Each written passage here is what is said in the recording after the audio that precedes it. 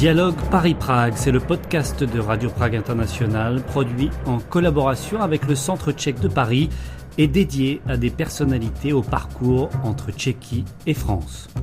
Présentation Anna Kubišta.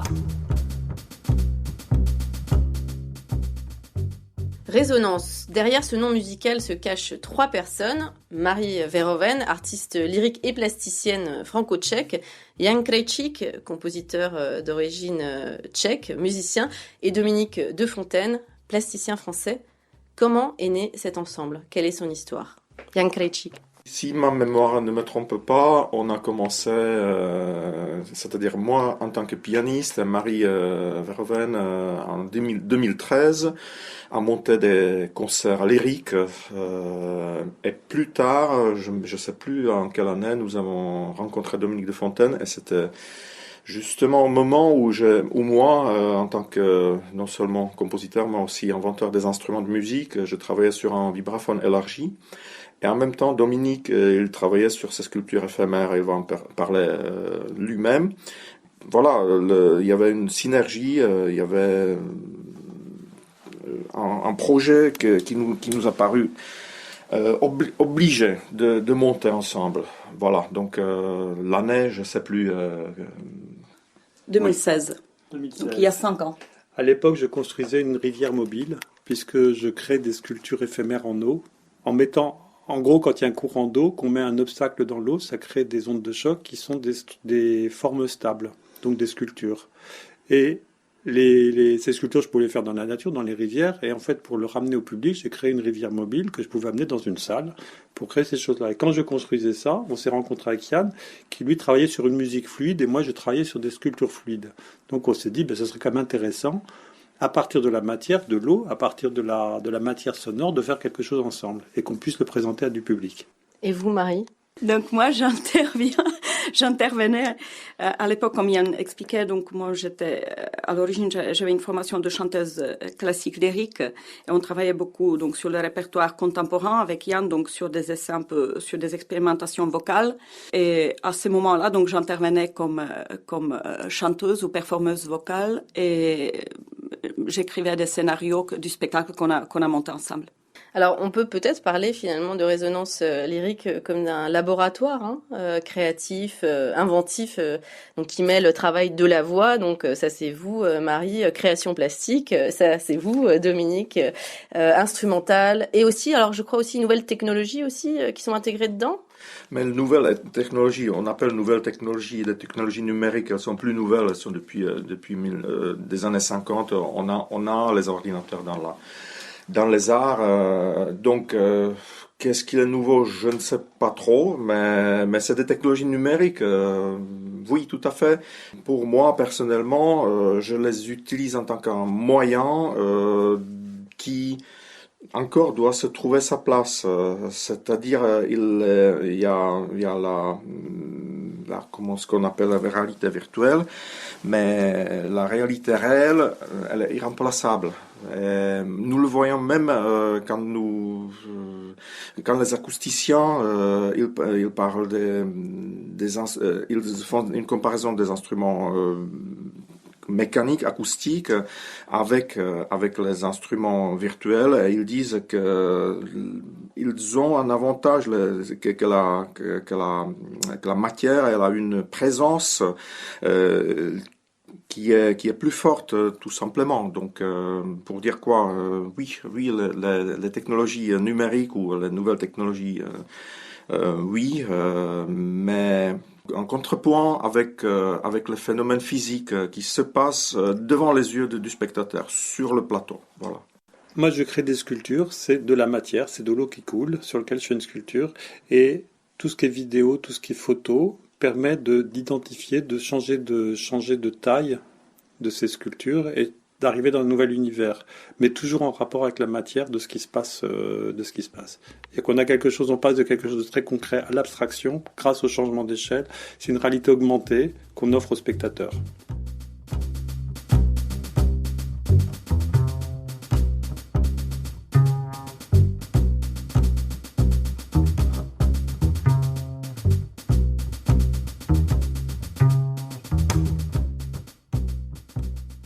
justement, quel type d'institutions font appel à vous et comment ça se passe concrètement? C'est-à-dire, dans quel type de lieu, par exemple? Est-ce que c'est des salles de concert ou alors peut-être est-ce que c'est des projets qui sont faits in situ par rapport au lieu même?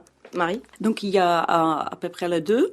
Donc, effectivement, au début, c'était surtout des salles de concert ou des festivals de la musique contemporaine. Et petit à petit, en fait, comme on a travaillé avec donc la partie visuelle des choses, donc on intervient dans des musées, dans des institutions de ce type, dans des lieux in situ, tout à fait. Si c'est parce que on a un peu élargi, on fait beaucoup des installations aussi sonores et visuelles. Donc ça, c'est des lieux dans des abbayes, par exemple. On intervenait dans 2 abbayes différentes cette année, à Tourtoirac et à l'abbaye de la Prée. Donc après, c'est des installations in situ, accompagnées souvent de spectacles ou de performances qui en rapport avec le sujet traité. Et pour les musées, on est passé au Grand Palais, on est passé à Paris, au musée Campa à Prague, par exemple. Une de vos créations phares s'appelle Eau de Kupka. Alors ça fait presque nom de parfum. Ça a été présenté justement au musée Campa à Prague, au Grand Palais, à la Rotonde de Versailles, à l'ambassade de République tchèque à Paris. De quoi s'agit-il? Est-ce que justement, parce qu'on est à la radio, c'est toujours difficile de visualiser, est-ce qu'on pourrait un peu concrètement décrire de quoi il s'agissait et le lien justement avec Kupka, František Kupka, ce peintre cubiste? Alors, effectivement, c'est notre premier projet qu'on a monté ensemble et c'est rigolo ce que vous dites parce que c'était même l'année où Chanel a sorti son parfum Eau de Chanel. Donc c'était un parallèle. Aucun rapport. Eau de Kupka. Alors, donc c'est un spectacle c'est une histoire d'un tableau de Kupka, de František Kupka, qui s'appelle L'eau, la baigneuse. C'était justement le moment où on travaillait sur l'eau, autant en sculpture éphémère, autant musicalement, autant au niveau de sonore. Et on s'est inspiré de ce tableau-là parce que c'est le tableau phare qui signifie le passage du peintre vers l'abstraction. C'est-à-dire qu'il s'inspirait des faits naturels, de faits de la nature, et qu'il peignait. Et petit à petit, il les décomposait et il passait vers son style abstrait. Et nous, musicalement, on essayait d'accompagner parce que ces mouvements-là de passage vers l'abstraction, avec une composition de Yann et de nouveaux instruments donc de la rivière mobile et de Evdine, Kophone, donc l'instrument de Yann, et on a monté une histoire sur ce tableau-là, accompagné par la musique. Et le chant aussi? Bien sûr. Oui, le chant fait partie, la voix fait partie des instruments de ce spectacle. Justement, alors là on parle de Kupka, hein, donc ce grand peintre cubiste, mais qui en effet n'a pas commencé par le cubisme directement et par l'abstraction, et qui était tchécoslovaque et qui est évidemment très connu aussi en France puisqu'il y a vécu et il a fait l'essentiel de sa carrière. Peut-être, est-ce qu'il y a d'autres inspirations, d'autres choses, alors peut-être oui, de la culture tchèque notamment qui sert de matière à vos projets? Effectivement, on a 2 autres projets qui un peu sur le même sujet, c'est-à-dire 2 peintres, Alphonse Mucha et Toyen, où on crée un spectacle qui va dans le même style pas dans le même style, mais sur la même forme que pour Kupka, c'est-à-dire rapport de visuel d'un tableau et la musique, comment ça se croise, comment ça s'inspire mutuellement, quel rapport possible on peut créer à travers ce côté visuel et sonore. Donc il y a d'autres projets où on s'inspire de noms tchèques, parmi d'autres. Oui, et toujours à la frontière entre le réalisme et l'abstraction, entre le concret et l'abstraction, puisqu'on développe l'imaginaire. On tente de développer l'imaginaire de nos spectateurs.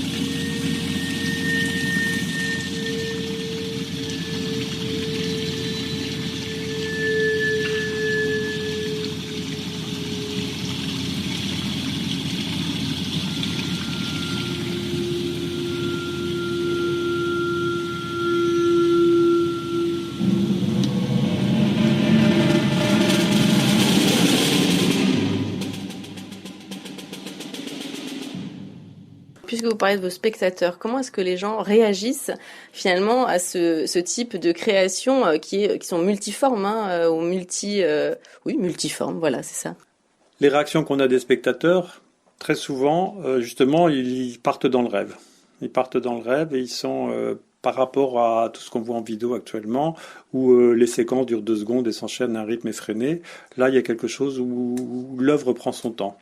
Et quand de l'eau coule, quand il y a des sons qui sont des sons continus sans rupture, je veux dire, il y a une espèce de plénitude, je pense, qu'ils ressentent.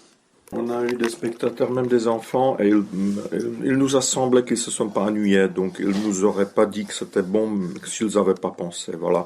Et sinon, j'ai envie de dire que les gens qui viennent nous voir, ils vont pas vous venir voir pour vous faire des critiques, évidemment. Donc on apprend plutôt des choses positives, mais... Non, j'avais envie de dire autre chose, c'est que dans le spectacle multimédia, la donne est un peu différente par rapport à un concert. La musique, forcément, elle doit être composée avec la conscience que quand on regarde, on écoute moins, et quand on écoute, on regarde moins. Donc, il doit y avoir espèce de des points forts musicaux et d'autres points moins forts qui vont faire place à l'image. Donc c'est un équilibre à trouver, c'est ça que vous voulez dire? Un équilibre à trouver ou une nouvelle forme. Par section, c'est ça aussi notre travail de trouver. Oui, trouver un équilibre et une écoute qui justement permet trouver une bonne relation entre le visuel et le sonore, parce que c'est pas le même. Il faut trouver une écoute et une vision qui est apte à trouver cette relation qui est quand même fondateur de ça. C'est très amusant parce que même nous qui faisons ce spectacle, il a fallu qu'on apprenne à s'écouter, à se regarder. C'est-à-dire que les premières répétitions, quand on s'arrêtait, Yann disait on reprend la mesure 83. Moi qui suis plasticien, mesure 83, ça ne me disait absolument rien. Et donc il a fallu que je m'adapte effectivement à leur langage, à leur manière de faire, et aussi, à contrario, qu'ils s'adaptent aussi à ma manière de faire les sculptures, qui ne sont pas au dixième de seconde forcément. Donc dans certains cas, c'est moi qui suivais les musiciens, dans d'autres cas, c'était les musiciens qui suivaient ce que je fabriquais, et ça nous a pris du temps de bien se mettre au point, et en fait on s'aperçoit qu'à partir du moment où on a une bonne écoute, une bonne compréhension de ce qu'il y a, le spectacle devient bon. Et avant, c'est qu'à un cas, c'est pas très bon. C'est intéressant parce que c'était exactement la question que je voulais vous poser sur votre collaboration, parce que c'est quand même, en effet, finalement, chacun a son corps de métier, on pourrait dire comme ça. C'est contrainte matérielle, parce que je veux dire, des sculptures en eau, c'est pas parce que je touche l'eau que ça fait la sculpture tout de suite. Il faut amener des choses, il faut faire quelque chose, ça prend du temps. C'est des gestes, c'est de l'ergonomie, c'est des choses comme ça. Et la musique, c'est aussi de l'ergonomie. Enfin, il y a des instruments, il y a des choses comme ça, mais on vient d'un univers qui est quand même très différent initialement. Mmh. Et se mettre ensemble, c'était très passionnant parce que on a découvert tout un tas de choses en réalité.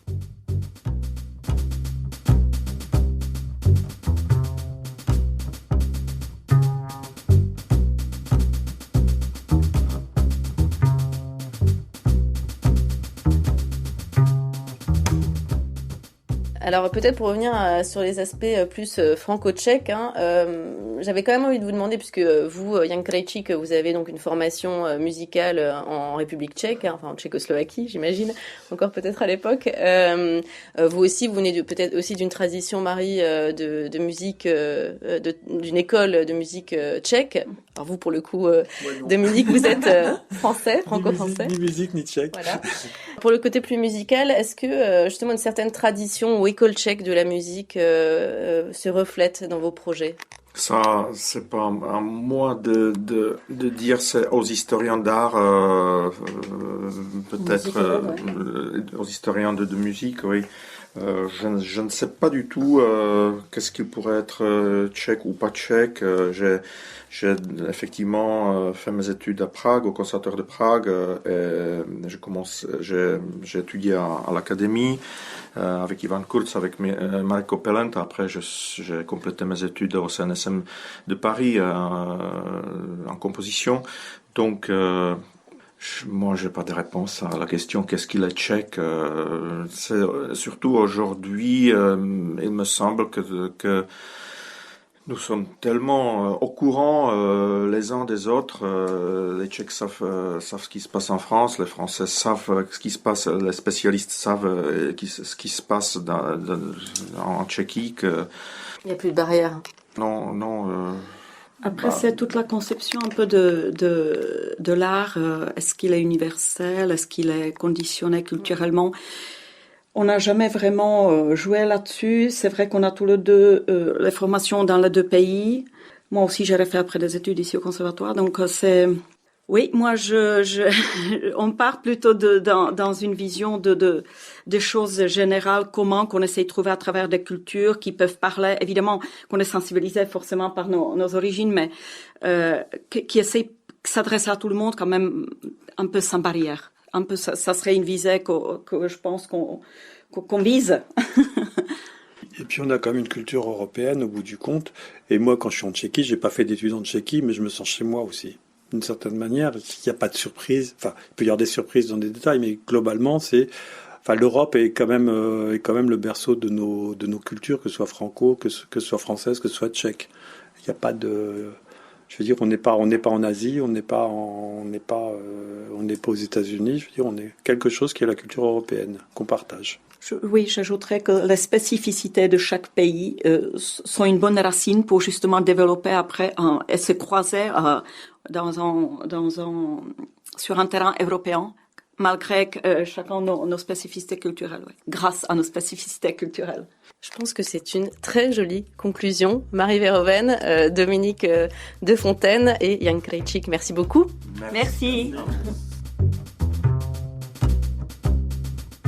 Dialogue Paris-Prague est un podcast de Radio Prague International produit en collaboration avec le Centre tchèque de Paris à l'occasion des présidences européennes assurées successivement par la France et la Tchéquie en cette année 2022. Le prochain épisode sera disponible dans 15 jours.